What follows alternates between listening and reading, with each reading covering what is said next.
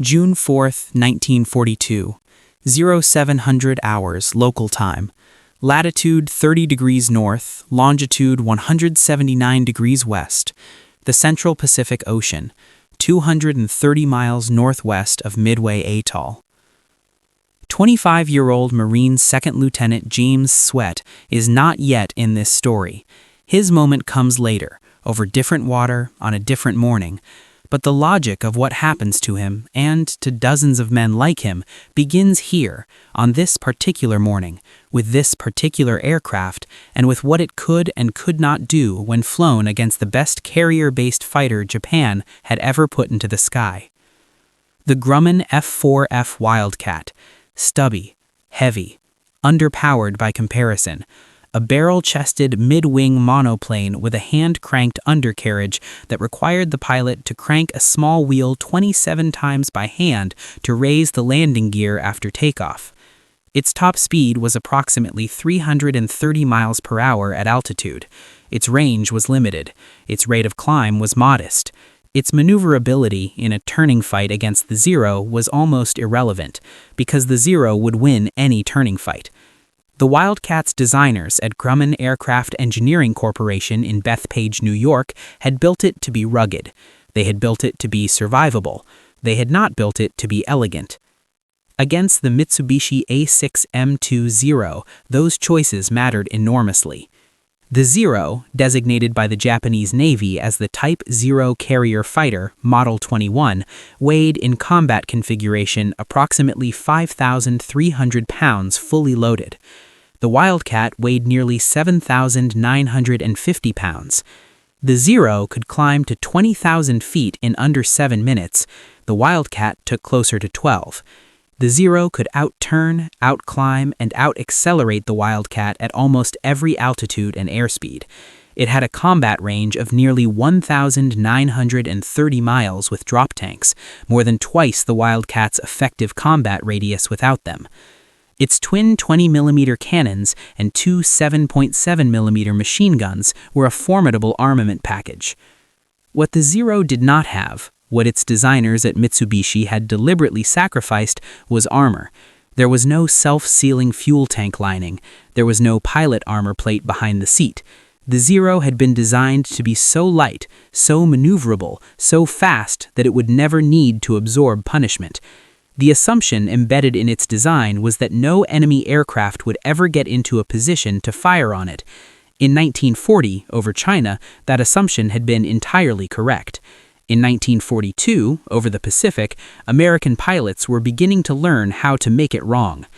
But on June 4, 1942, that lesson was still being paid for in blood. At 0553 that morning, Midway Atoll's radar station picked up an inbound raid. The contact was at a distance of approximately 93 miles, bearing 320 degrees, northwest, which was exactly where Admiral Chuichi Nagumo's First Air Fleet had launched its strike force 40 minutes earlier. 27 Aichi D-3A Val dive bombers, 36 Nakajima B-5N Kate level bombers, configured as level bombers for this mission, and 36 Zero fighters flying top cover and escort.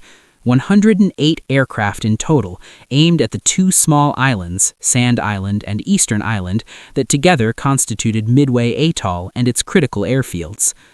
Midway's garrison scrambled every available aircraft. Among them were 25 Brewster Buffaloes and Grumman Wildcats assigned to Marine Fighter Attack Squadron 221, VMF 221, under the command of Major Floyd Parks, with Major Lofton Henderson in overall command of the air group. The Buffaloes were already obsolete. The Wildcats were outnumbered. The pilots, many of them, had limited combat experience. Some had almost none at all. Major Parks led the intercept personally. The Marines climbed hard toward the incoming formation, attempting to reach altitude before the Zeros could engage them on unfavorable terms. They did not make it. The Zero escort, flying high above the strike package, spotted the climbing American fighters and dove. What followed was not by any clinical measure a fair fight. The Zero pilots assigned to escort that morning's raid were among the most experienced aviators in the Imperial Japanese Navy, men like Petty Officer First Class Saburo Sakai, who would eventually be credited with 64 confirmed aerial victories before the war's end, were typical of the caliber Japan had deployed to its frontline carrier squadrons. The pilots defending Midway that morning were flying aircraft that could not match the Zero in any traditional measure of fighter-to-fighter performance. The Brewster Buffaloes were particularly vulnerable, slower, less agile, with less firepower, and the Zeros dispatched them with brutal efficiency. Of the 25 Marine fighters that engaged the incoming raid, 15 were shot down, and 7 more were so badly damaged they were unfit for further combat. Major Parks was killed. 13 of the American pilots who flew that intercept were dead within minutes. The Wildcat pilots fared somewhat better than the Buffalo pilots, not because the Wildcat was a match for the Zero, but because several of them had internalized a specific tactical instruction that was only just beginning to circulate among American fighter squadrons in the Pacific. The instruction had not yet been formalized into official doctrine. It existed partly as rumor, partly as hard-won observation passed between pilots in ready rooms and in letters that sometimes reached the right people. Its origin is associated most clearly with a Navy fighter pilot named Lieutenant Commander James Flatley, and separately with a collection of tactical notes assembled following the early combat experience of the AVG, the American Volunteer Group, over Burma and China. The instruction was simple: do not try to turn with the Zero. The Zero's great strength was its turning radius. At low speed and low altitude, it could outturn almost any aircraft it encountered. Its enormous ailerons gave it exceptional roll response. Its light weight allowed it to sustain a tight turn without losing energy as quickly as a heavier aircraft. An American pilot who attempted to engage a Zero in a classic turning dogfight, the kind of engagement that had defined fighter combat since the First World War, was playing to the Zero's strengths and his own weakness. But there were things the Zero could not do. It could not dive as fast as the Wildcat without risking structural failure or loss of control. Its ailerons, those same enormous ailerons that gave it such excellent roll response at low speed, became dangerously heavy and unresponsive at high speed. In a steep dive, the Zero's controls stiffened badly beyond approximately 350 miles per hour indicated airspeed. A Wildcat pilot diving away from a Zero engagement could sometimes exceed the Zero's ability to follow, and if the Zero pilot pushed past his aircraft's safe diving speed in pursuit, he risked losing control entirely. Additionally, the Zero's liquid-cooled engine, despite its performance advantages, was more vulnerable to battle damage than the Wildcat's Pratt & Whitney R1830 Twin Wasp Radial, a 14-cylinder air-cooled engine that could absorb considerable punishment and keep running. The Wildcat also had 6.50 caliber M2 Browning machine guns, with 240 rounds per gun for the 4 outboard weapons and 450 rounds per gun for the 2 inboard, a total of approximately 1,800 rounds in a full combat load. Against an unarmored, unprotected aircraft like the Zero, a short burst from those .50 calibers, even 2 or 3 seconds of fire, was often enough to ignite the unprotected fuel tanks or shatter the engine. The problem on June 4, 1942, was that the Marines of VMF 22-1 had not yet translated this knowledge into a coherent tactical system. They had fragments of it. Some of them survived because of those fragments. Many of them died because the full picture had not yet been assembled, tested, and taught. The man who came closest to assembling that picture was not at Midway. He was in the Coral Sea, and then in a hospital, and then back at sea again, working. Lieutenant Commander John Smith Thatch, Jimmy Thatch to everyone who flew with him, had graduated from the Naval Academy in 1927 and had been flying fighters since 1930. By early 1942, he was commanding VF-3, a Navy fighter squadron, and he had been thinking hard about the Zero problem since the first reliable intelligence on the aircraft's performance had reached American fighter pilots in early 1942. Intelligence drawn partly from the wreck of a Zero that had crash-landed intact on Akutan Island in the Aleutians in June 1942, and partly from the earlier AVG combat reports, and partly from the testimony of pilots who had fought it and lived. Thach's tactical solution was a weaving, interlocking defensive maneuver designed for a two-section formation, 4 aircraft total flying as 2 pairs. The concept was that if a Zero got on the tail of one pair, that pair would turn hard toward the other pair, drawing the Zero into a crossing angle where the second pair could engage it head-on.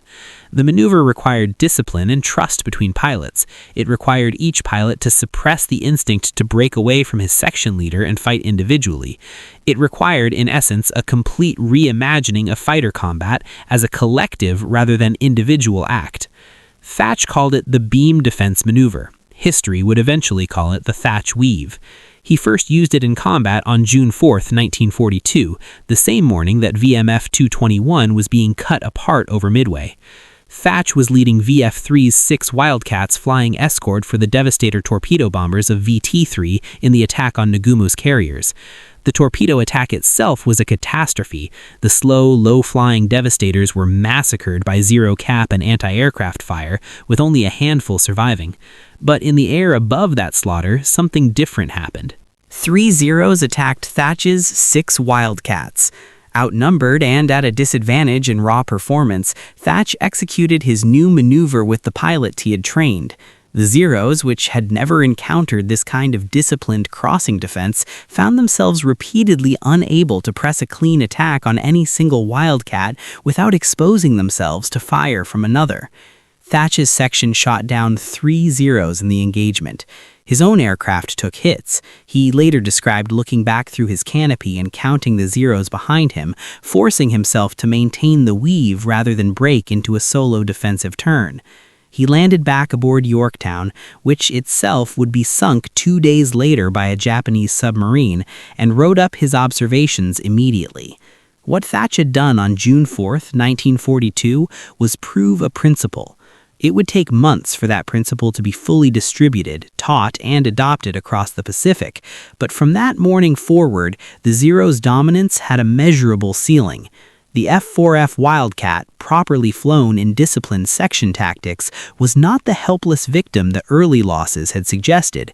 It was, instead, a different kind of weapon than anyone had quite anticipated. A weapon that rewarded patience, teamwork, and the deliberate refusal to fight on the enemy's terms. That distinction would define the next 8 months of the Pacific Air War. 3,000 miles to the southwest, the island of Guadalcanal was a name that meant nothing to most Americans in June of 1942. It was a dense, malaria-infested, mountainous island in the Solomon Chain, roughly 90 miles long and 25 miles wide at its widest point, covered in triple canopy jungle that broke only at the coastline and along the Lunga River plain. The Japanese had landed on it in May 1942 and had begun constructing an airfield on the Lunga Plain. If that airfield became operational under Japanese control, it would extend Japanese air power deep enough into the South Pacific to threaten the supply lines between the United States and Australia. The Americans could not allow that. On August 7, 1942, the 1st Marine Division landed on Guadalcanal and seized the partially completed airfield in the first day of operations. By August 20th, Navy Seabees and Marine engineers had extended the runway enough to accept combat aircraft. The airfield was named Henderson Field, in honor of Major Lofton Henderson, the same Henderson who had commanded the Midway Air Group and had been killed leading the attack on Nagumo's carriers on June 4th. On the evening of August 20th, 12 Douglas SBD Dauntless dive bombers and 19 Grumman F4F Wildcats of Marine Fighter Attack Squadron 223, VMF 223, landed at Henderson Field. Their commanding officer was Captain John Lucian Smith, 26 years old, from Lexington, Oklahoma. He had been flying fighters since 1939. He had never been in combat. He was about to learn very quickly. The strategic situation on Guadalcanal in August 1942 was, by any objective measure, desperate. Henderson Field was the centerpiece of what the Marines called the Cactus Air Force, named for Guadalcanal's radio call sign, Cactus. The Cactus Air Force operated under conditions that no Air Force or Navy doctrine had anticipated or prepared for. The runway was a strip of pierced steel planking and packed coral. It flooded in heavy rain and turned to mud in the tropical downpours that arrived almost daily. Aircraft were maintained by mechanics working without spare parts, cannibalizing wrecks, improvising with materials that had nothing to do with aviation. Fuel was stored in drums that sometimes arrived contaminated with water or sediment. Bombs were sometimes defective. Radios failed. The instruments in aircraft were often unreliable from the humidity and salt air. And every day, sometimes twice a day, Japanese aircraft came down from Rabaul. Rabaul was the major Japanese base on the island of New Britain, approximately 560 miles northwest of Guadalcanal. From Rabaul, the Japanese launched regular strikes against Henderson Field, escorted by Zero fighters. The Zeros were primarily from the 2nd and 3rd Kokutais, naval air groups, and their pilots included men who had been flying combat since the China campaigns of 1937 and 1938. The strike packages typically consisted of high-altitude Betty bombers, the Mitsubishi G4M, with Zero escort. The Bettys flew at approximately 25,000 to 27,000 feet. The Zeros flew slightly above that in weaving cover. For the Wildcat pilots of the Cactus Air Force, the tactical geometry of these raids created a persistent and brutal problem. Henderson Field's radar warning, when it worked, typically gave approximately 20 minutes of warning before a raid arrived. In that window, the Wildcats had to scramble, get airborne, climb to altitude, and position themselves to intercept. The Wildcat, as noted, climbed to 20,000 feet in roughly 12 minutes under ideal conditions. Conditions at Henderson Field were rarely ideal. Engines might need time to warm. The runway surface affected acceleration on takeoff. Pilots who had been awake much of the night from Japanese naval gunfire, the Tokyo Express, the regular runs of Japanese destroyers down the slot to bombard Henderson Field, might be climbing at reduced efficiency. The timing almost never worked in the Americans' favor. Most intercepts happened at 25,000 feet or below, with the Wildcats still climbing as the Japanese formation arrived overhead. Attacking from below was one of the worst positions in fighter combat. It surrendered the altitude advantage that determined who could choose when and how to engage. Captain John Smith and his pilots flew in those conditions every day. They learned or they died. What they learned, in detail and through direct experience, refined and confirmed what Thatch had theorized and proven in theory on June 4. Smith and his pilots discovered, sometimes by nearly being killed, that the Wildcat's survival in combat against the Zero depended on a specific set of tactical choices that were nearly counterintuitive by the standards of traditional fighter doctrine. First, altitude. The Wildcats had to be as high as possible before the Japanese arrived.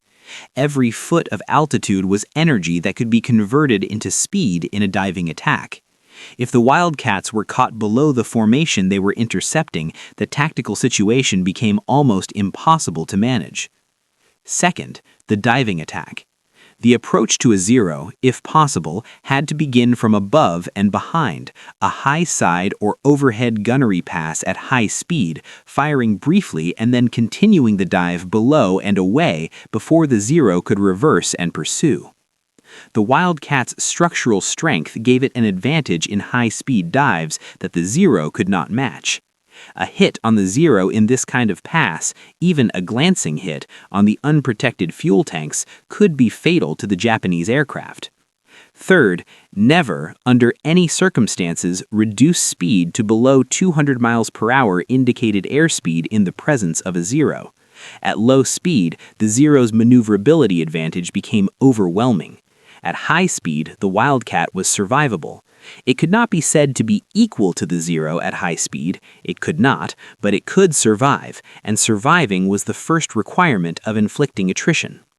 Fourth, section integrity. Two aircraft together, maintaining visual contact, covering each other's rear quarter, were exponentially more survivable than two individual aircraft operating independently. The Thatch weave, or variations of it, was the backbone of section defense. A Wildcat alone, singled out and below a Zero, was almost certainly lost. Two Wildcats together, disciplined, aware, weaving, were a problem. Fifth, trust the aircraft's ability to absorb damage.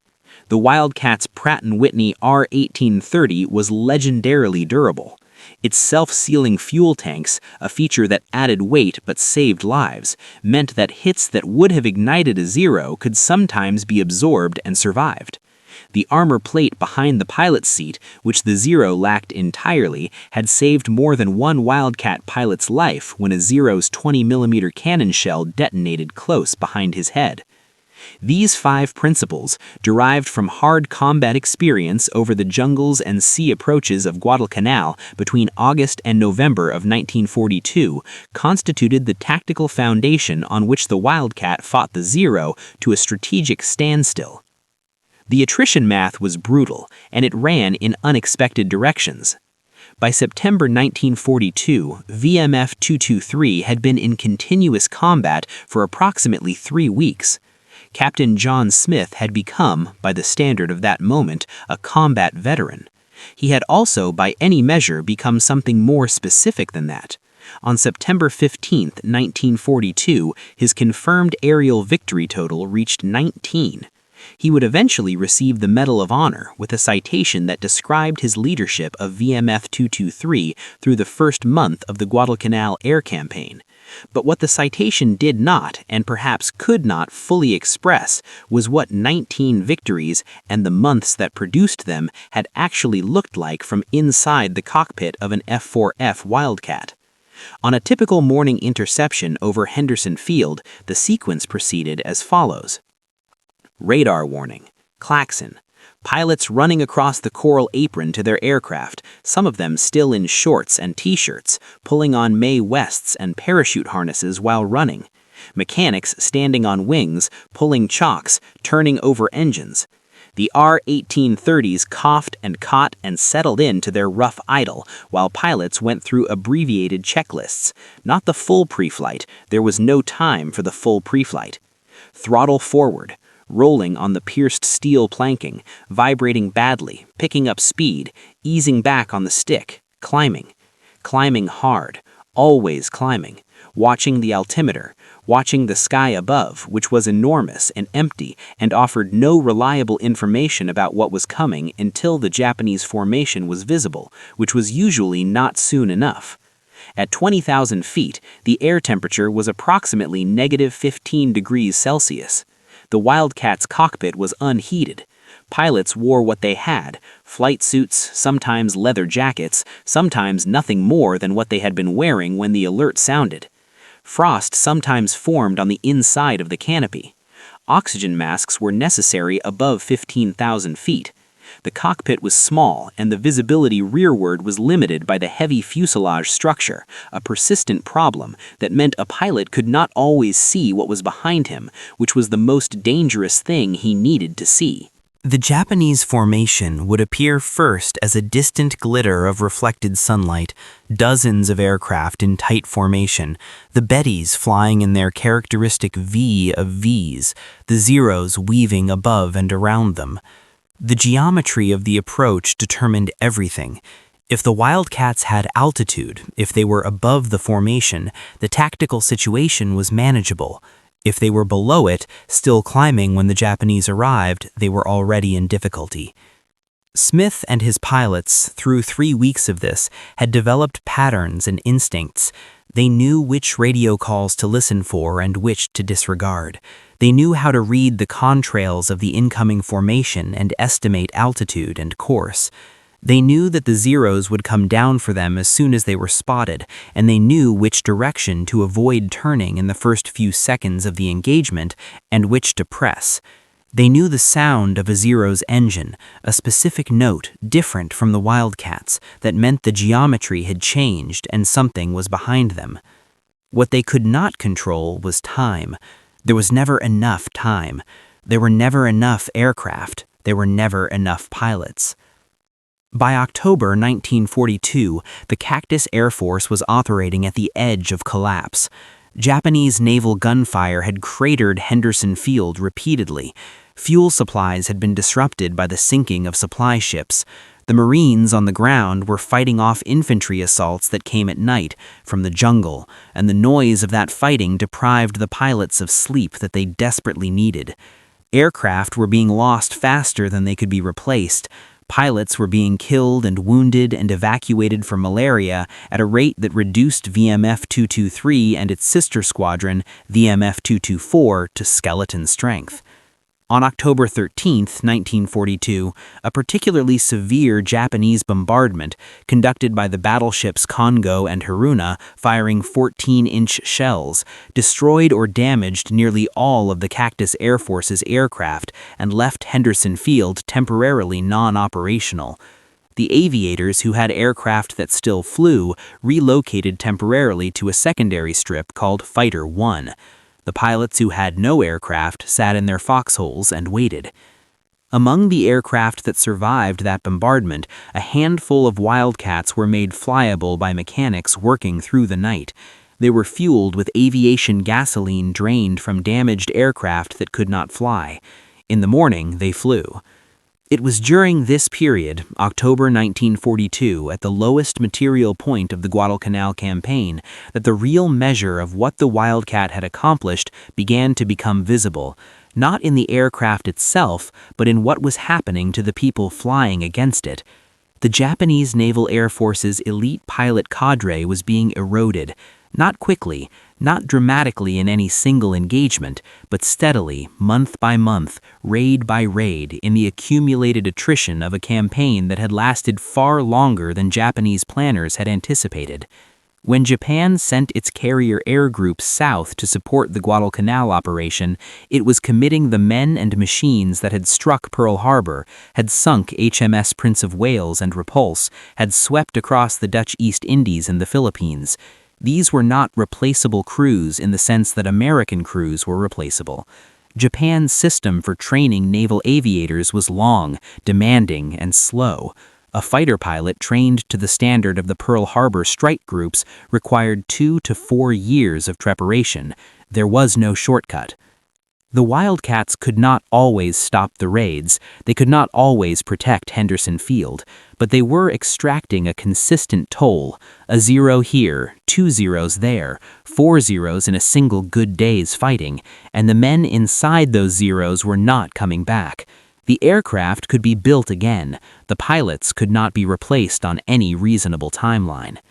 This was not a distinction that was visible in the tactical reports of any single engagement.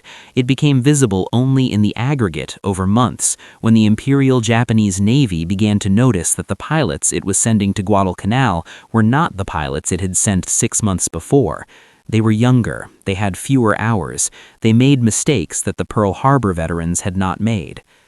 The man who perhaps most clearly represents what the Wildcat could do when flown with precise, disciplined aggression and what that cost is not John Smith, though Smith was exceptional. It is Marion Carl.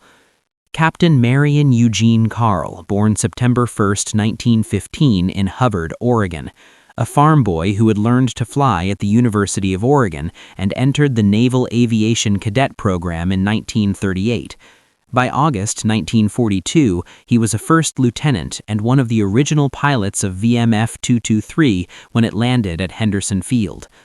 Carl was, by the testimony of pilots who flew with him, a natural. The word is imprecise, but it points at something real, a quality of spatial awareness, of timing, of an instinctual understanding of three-dimensional geometry in motion that certain pilots possessed and others did not, regardless of experience. Carl had it. He had known he had it since his first hours in the air. It did not make him reckless, it made him precise. In his first combat engagement over Guadalcanal on August 24, 1942, Carl shot down a Zero. He was 26 years old, and it was the first aircraft he had ever fired at in anger. He later described the experience with a flat factuality that was characteristic of him. The geometry had been right. He had fired. The Zero had gone down. He had been too busy watching for the next threat to form a distinct impression of what it felt like.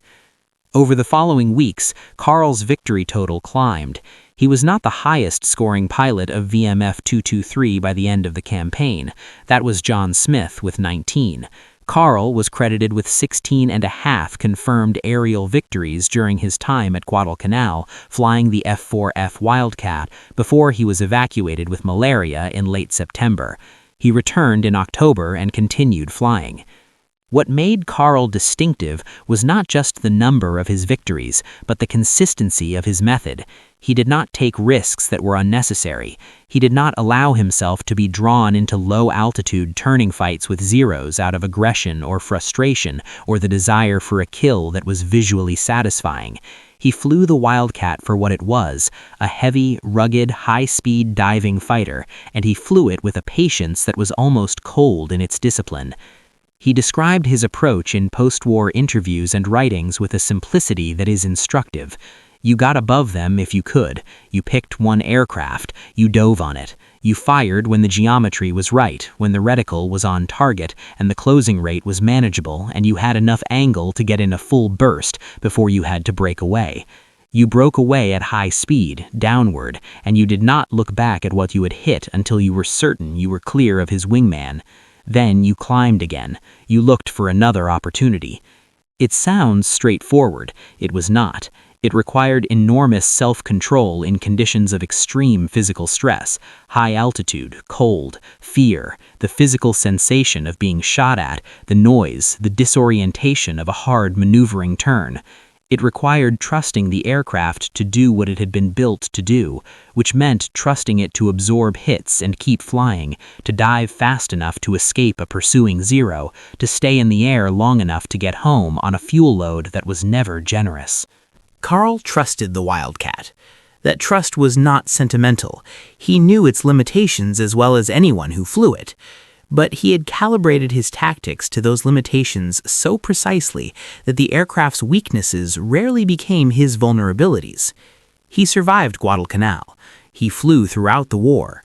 He retired from the Marine Corps as a brigadier general in 1973 with a chest full of decorations that included the Navy Cross and 2 Distinguished Flying Crosses.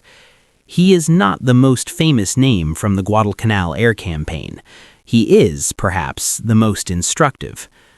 The battle that best illustrates the cumulative logic of the Wildcat's long campaign, the battle that shows in concentrated form what had been building across 5 months of incremental attrition, was fought not over Guadalcanal itself, but over its approaches, in the waters and skies between the island and the Japanese bases to the north. On November 12th and 13th, 1942, the naval Battle of Guadalcanal, one of the most savage surface engagements of the Pacific War, began with a night clash between American cruisers and destroyers and a Japanese bombardment force that included the battleships Hiei and Kirishima. The American force, outnumbered and outgunned in heavy weapons, suffered devastating losses. Rear Admiral Daniel Callahan and Rear Admiral Norman Scott were both killed in the engagement. But the Japanese force was disrupted. The Hiei was damaged and left limping at slow speed when daylight came. At dawn on November 13th, the aircraft of the Cactus Air Force, including the Wildcats of the various Marine and Navy squadrons that had accumulated at Henderson Field, flew out to find it. What happened over the following hours was the kind of engagement that the entire preceding 5 months had been building toward. The Hiei, a 36,000-ton battleship, was attacked repeatedly by SBD Dauntlesses and TBF Avengers, with Wildcat escorts fighting off Zero cap. The Japanese mounted a significant cap from the carriers Hio and Yunyo, but the American fighter pilots, flying the same aircraft they had been flying since August, with the same tactical doctrine that had been refined through 5 months of combat, held the covering Zeros off long enough for the bombers to work. The Hiei took enough additional damage to make salvage impossible. The Japanese scuttled her on the afternoon of November 13th. It was the first Japanese battleship sunk in the Pacific War. The Wildcats that covered the attack on the Hiei were not performing miracles. They were performing, with precision, the same tactical logic they had been practicing since August. But the context had changed. The Japanese pilots flying cap from Hio and Yunyo on November 13, 1942, were not the same pilots who had escorted the Midway strike on June 4th. Some of those pilots were dead. Some were in hospitals.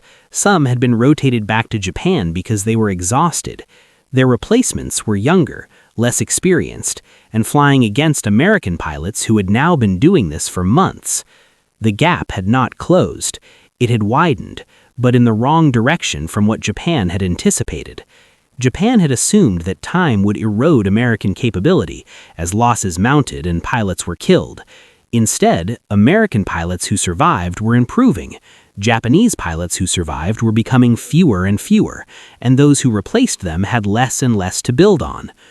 The full scope of Japan's pilot attrition problem during the Guadalcanal Campaign can be measured in several ways, all of them incomplete, but all of them pointing in the same direction. Between August and November 1942, the Japanese Navy lost, according to various post-war analyses, between 600 and 900 aircraft over and around Guadalcanal, with the corresponding loss of trained air crews. The precise numbers remain contested. Japanese records from this period are incomplete, and American claims were frequently overcounted in the confusion of combat. But the order of magnitude is not seriously disputed. The 2nd and 3rd Kokutais, which had borne the primary burden of the Guadalcanal air offensive, were effectively destroyed as effective fighting organizations. The carrier air groups that participated in the Battle of the Santa Cruz Islands on October 26, 1942, a Japanese tactical victory in terms of ships damaged and sunk, lost so many experienced air crews to combat and operational losses that the carriers themselves became, for practical purposes, unusable. Shokaku and Zuikaku, 2 of the 6 carriers that had struck Pearl Harbor, were present at Santa Cruz. Their air groups were so depleted by the end of the battle that both carriers were withdrawn to Japan for months of reconstitution. The Japanese naval historian Masatake Okumiya, writing after the war, described the Guadalcanal air campaign as the decisive turning point, not in the sense that a single battle is decisive, but in the sense that it consumed a resource Japan could not replenish. The resource was not aircraft. Japan's industry could build aircraft, and did, in increasing numbers through 1943 and 1944. The resource was the men who knew how to fly them to their full potential, who had the experience and instinct and tactical knowledge that could only be accumulated through years of intensive flying and combat. Those men, once lost, were gone. The aircraft that extracted this toll from Japan's most valuable human capital was the Grumman F4 Wildcat. It is worth pausing here in the narrative to confront honestly what the Wildcat was not, and what its pilots paid for what it accomplished. The Wildcat was not equal to the Zero. The men who flew it knew this. They did not pretend otherwise. When a Wildcat was caught below and slow in the wrong position without his section partner against a Zero pilot who knew his business, the outcome was almost always the same. The Wildcat's loss rate mission by mission was higher than Japan's against the Americans during the Guadalcanal Campaign. American pilots died in Wildcats. They died in significant numbers. VMF 223 lost pilots. VMF 224 lost pilots. The Navy fighter squadrons that cycled through Guadalcanal lost pilots. The Medal of Honor was awarded to multiple Wildcat pilots during this period, a decoration that, in the context of air combat, more often than not marked a moment when the tactical situation had become so dire that survival itself was exceptional. What the Wildcat achieved was not achieved cheaply. It was achieved at a cost that the United States, with its industrial base and its pilot training infrastructure, could sustain. Japan's cost, in terms of what it could not replenish, was higher in a different and ultimately more important dimension. The men who flew the Wildcat understood at some level that they were participating in an exchange, that their mission was not simply to win individual fights, but to make each fight cost the Japanese something they could not fully recover from. That understanding did not make the dying easier, but it gave the dying a context that perhaps made it bearable. One more pilot, and one more engagement before this account concludes. Second Lieutenant James Elms Sweat. Born June 15, 1920, in Seattle, Washington. Marine fighter pilot. Assigned to VMF 221, the same squadron that had been cut apart over Midway 10 months earlier, now rebuilt and re-equipped and deployed to the South Pacific. April 7, 1943. The Japanese launched Operation I-Go, a massive air offensive intended to destroy American air power over the Solomons and New Guinea as a preliminary to a renewed ground offensive. The operation had been personally authorized by Admiral Isoroku Yamamoto and represented the largest air operation the Japanese had mounted since the Guadalcanal Campaign proper. On April 7th alone, Japanese forces sent approximately 67 Zeros and 27 VAL dive bombers toward Guadalcanal, with additional raids in subsequent days. It was, by numbers, one of the largest Japanese raids of the entire Pacific campaign. Sweat scrambled from Henderson Field with his section on the morning of April 7th. He was 22 years old. He had limited combat experience, a few patrols, no confirmed kills. He was, in the language of fighter squadrons, a nugget, inexperienced, unproven. In the next 15 minutes, James Sweat shot down 7 Japanese aircraft. The engagement has been analyzed and reanalyzed, partly because of the scale of Sweat's achievement and partly because what Sweat did illustrates, in compressed and almost cinematically clear form, both the tactical doctrine the Cactus Air Force had developed over 10 months and the state to which Japan's air crews had been reduced by that same 10 months. Sweat's first pass, diving from altitude on a formation of VAL dive bombers that had already dropped their bombs and were pulling out at low altitude over Tulagi Harbor, came from above and behind, exactly as the doctrine prescribed. He fired in short bursts, closing fast, broke away, circled, and attacked again. The VALs he was engaging were not escorted. The Zero escorts were occupied elsewhere in the sky, fighting off other Wildcats. The VAL crews, caught at low altitude pulling out of their dives, were in a tactically terrible position. They could not maneuver effectively. They could not run. They were slow. Sweat worked through them with a methodical efficiency that, in the accounts he gave afterward, he described not with satisfaction, but with a kind of concentrated focus that left no room for anything else. 7 aircraft in 15 minutes. He expended his ammunition completely, then turned for Henderson Field, and was then, on his return, hit by friendly anti-aircraft fire from American naval vessels in the harbor, who had not identified him as friendly in the chaos of the engagement. His Wildcat was badly damaged. He ditched in the harbor, was rescued by a boat crew, and was brought back to Henderson Field, where his section mates and the other pilots of VMF 221 greeted him with the controlled, understated congratulations that aviators used to acknowledge something extraordinary. James Sweat received the Medal of Honor for the engagement of April 7, 1943. But the detail that matters most, the detail that connects Sweat's 7 kills to the 10 months of attrition that preceded them, is this. The VAL crews he engaged were not the VAL crews that had struck Pearl Harbor or had sunk HMS Prince of Wales.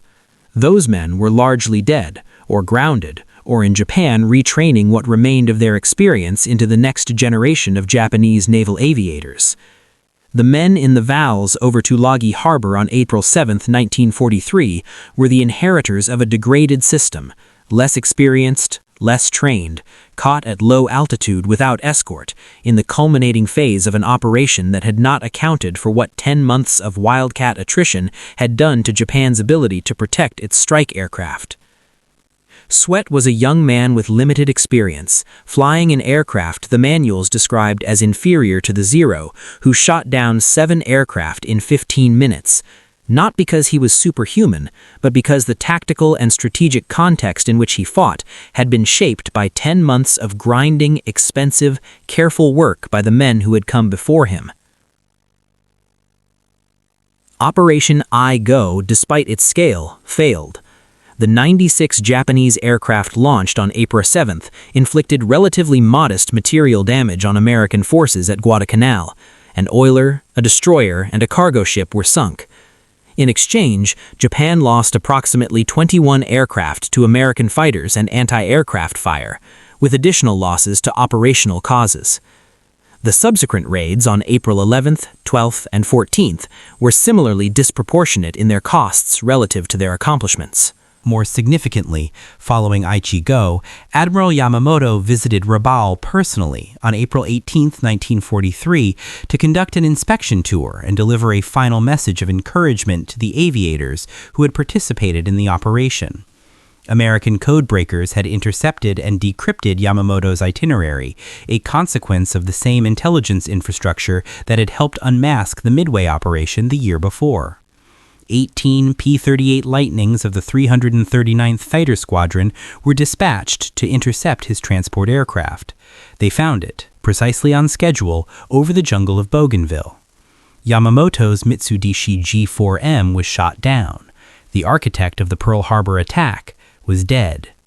The connection between that interception and the Wildcat is indirect but real. The code-breaking success that made the Yamamoto interception possible was built on the intelligence infrastructure that the Guadalcanal Campaign had helped sustain. And the Guadalcanal Campaign had been sustained, in its most critical months, by the Wildcats and the men who flew them. By the spring of 1943, the F4F Wildcat was already being superseded in frontline Navy and Marine service by the Grumman F6F Hellcat, a larger, faster, more powerful aircraft that incorporated into its original design many of the lessons that Wildcat pilots had learned the hard way over Midway and Guadalcanal. The Hellcat could outclimb the Zero. It could outdive the Zero. It was faster at most altitudes. It had the same structural toughness and pilot protection that the Wildcat had demonstrated. It was, in short, everything the Wildcat had tried to be, and its designers at Grumman had been able to make it that way largely because the Wildcat pilots had shown them exactly what mattered. The Wildcat did not disappear. It continued to fly in the Atlantic, operated from small escort carriers, CVEs, hunting German submarines and providing close air support. The Royal Navy flew it extensively in that same role, under the name Martlet, in the Atlantic and Mediterranean. It served in this secondary role with quiet effectiveness for the remainder of the war. But its central chapter, its defining campaign, was those 10 months over Guadalcanal and its approaches, from August 1942 to the spring of 1943, when it was the only carrier-based fighter the Americans had, when it fought the Zero at a disadvantage in raw performance every day, and when it inflicted, through disciplined tactics and cold patience, and the willingness of its pilots to die in its cockpit, an attrition on Japan's irreplaceable aviator corps that Japan never fully recovered from. The final outcome of the Guadalcanal Air Campaign can be stated plainly. By February 9, 1943, the last Japanese ground forces had been evacuated from Guadalcanal. The island and Henderson Field remained in American hands. The Imperial Japanese Navy's attempt to recapture the island had consumed, by various estimates, between 600 and 900 aircraft and several thousand irreplaceable air crews. The carriers Shokaku and Zuikaku, veterans of Pearl Harbor and Coral Sea and Midway, spent months in Japan rebuilding their air groups. When they returned to combat at the Battle of the Philippine Sea in June 1944, their replacement air crews, despite their courage, were so poorly trained by comparison with their predecessors that American F6F Hellcat pilots described the engagement as a turkey shoot. The phrase stuck. The Marianas Turkey Shoot of June 19-20, 1944, in which American carrier aviators destroyed approximately 350 Japanese naval aircraft in a single day's fighting, was not an accident or a sudden development. It was the culmination of 2 years of systematic attrition that had begun over Midway, had intensified over Guadalcanal, and had bled Japan's pilot corps to the point where the experience gap between the two sides was simply no longer bridgeable. The Wildcat had not won those battles alone. The SBD Dauntless had sunk 4 Japanese carriers at Midway. The Marine and Army Air Force's ground attack aviators had hammered the Tokyo Express. The sailors of the United States Navy had fought surface engagements of extraordinary ferocity to keep Guadalcanal supplied and the Japanese from landing reinforcements. The Marines on the ground, the men of the 1st Marine Division and later the America Division, had held Henderson Field in conditions that defied description. But the Wildcat had been there, day after day, at the center of the air war, extracting its toll. Stubby, heavy, underpowered by comparison, hand-cranked landing gear and no comfort, and a cockpit that got brutally cold at altitude, and a performance envelope that required its pilots to abandon every instinct that told them to turn and fight, and instead trust the dive, trust the speed, trust the armor behind their backs, trust each other. The men who flew it, at the moments it mattered most, trusted all of those things, and the accumulated weight of their discipline, not glory, not bravado, but discipline, bent the trajectory of the Pacific War. The names of the pilots who died in Wildcats over Midway and Guadalcanal and the waters between them are preserved in the archives of the Naval Aviation Museum in Pensacola, Florida, in the records of the National Archives at College Park, Maryland, and in the memories of the men who flew beside them and landed without them and wrote letters that tried and largely failed to explain to families in Oregon and Oklahoma and New York and Georgia what had happened in those skies. They were not invincible. They were not invulnerable. They were young men in an inferior aircraft who understood at some level what they were being asked to do, and who did it with a patience and a precision and a willingness to absorb punishment that the doctrine of attrition required of them. The aircraft was called Inferior. Perhaps it was. But the men who flew it and the tactics they developed and the cost they imposed on the enemy who faced them, those were not inferior at all.